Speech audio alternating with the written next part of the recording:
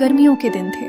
सूरज आसमान में जैसे आग उगल रहा था और जमीन की मिट्टी तक झुलस चुकी थी। जंगल की हरियाली मुरझाई हुई थी और जानवर अपने अपने ठिकानों में छिपे हुए थे।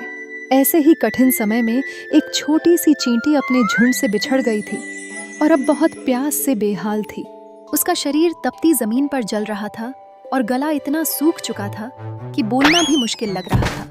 उसने आसमान की ओर देखा और थकी हुई आवाज में बोली, हे भगवान, इतनी गर्मी में पानी की एक बूंद भी नहीं मिल रही, अब और नहीं चला जाता। तभी उसकी नजर दूर किसी चीज की चमक पर पड़ी। वो एक छोटी सी नहर थी जो जंगल के बीच से बह रही थी। उसकी आंखों में उम्मीद की चमक लौट आई और वह दौड़ पड़ी, जैसे उसी नहर में उसकी सारी परेशानी का हल हो। लेकिन जैसे ही वह किनारे पर पहुंची, अचानक उसका पैर फिसल गया और वह सीधे पानी में गिर गई। घबराकर उसने हाथ पैर मारना शुरू कर दिया और चिल्लाई, बचाओ, कोई है? मुझे तैरना नहीं आता। द लहरें तेज थीं और उसके नन्हे पैरों में अब दम नहीं बचा था। वो धीरे धीरे बहती जा रही थी। तभी पास के एक पेड़ पर बैठा एक सफेद कबूतर, जो ये सब देख रहा था, अचानक फुर्र से उड़कर हरकत में आया। उसने एक बड़ा सूखा पत्ता अपनी चोंच से तोड़ा और उसे पानी में चींटी के पास गिरा दिया। पत्ते पर चढ़ जाओ जल्दी। कबूतर की आवाज में चिंता नहीं, भरोसा था। चींटी किसी तरह खुद को उस पत्ते तक खींच पाई। उसका छोटा सा शरीर थक कर चूर हो चुका था, लेकिन उसने हिम्मत नहीं छोड़ी।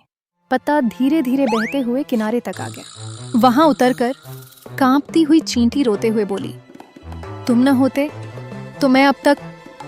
कबूतर मुस्कुराया और बोला, दोस्ती में शुक्रिया नहीं होता, बस साथ होता है। उस दिन के बाद से चींटी और कबूतर की प्यारी दोस्ती की शुरुआत हुई। हर सुबह कबूतर पेड़ की टहनी से नीचे झांकता और चींटी जमीन से हाथ हिलाकर मुस्कुराती।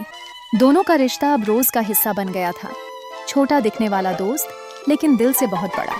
कुछ दिनों बाद उसी जंगल में एक शिकारी आया। उसके कंधे पर बंदूक थी और आंखें शिकार की तलाश में इधर उधर घूम रही थीं। कबूतर एक पेड़ की टहनी पर बैठा था, अपने पंखों को आराम दे रहा था। शिकारी की नजर उस सफेद कबूतर पर पड़ी और उसने मुस्कुराते हुए अपनी बंदूक तान ली। वह बड़बड़ाया, आज तो कबाब बन ही जाएगा। लेकिन उसी समय नीचे घास में बैठी चींटी की नजर उस शिकारी पर पड़ी। उसने देखा कि उसके दोस्त कबूतर पर खतरा मंडरा रहा है। वो सोच में पड़ गई, अगर मैंने कबूतर को आवाज दी तो शिकारी तुरंत गोली चला देगा। मुझे कुछ करना होगा। बिना समय गंवाए वो फौरन शिकारी के जूते तक पहुंची और पूरे जोर से उसकी एड़ी पर काट लिया। आउच! दर्द! शिकारी चिल्लाया और झटका खा गया। उसकी बंदूक हाथ से गिर पड़ी और गोली जमीन में जा धंसी। आवाज सुनकर कबूतर चौंक गया और तुरंत ऊंचाई की ओर उड़ गया। वो बच गया। शाम को कबूतर वापस आया और चींटी को ढूंढकर भावुक होकर बोला, तुमने मेरी जान बचाई। कैसे धन्यवाद करूं? चींटी मुस्कुराकर बोली, अब बराबरी हो गई। तुमने मुझे बचाया था, आज मेरी बारी थी। दोनों हंस पड़े।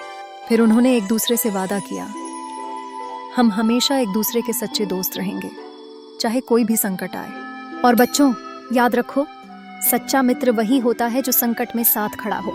किसी को छोटा मत समझो। एक छोटी सी चींटी भी किसी की जान बचा सकती है।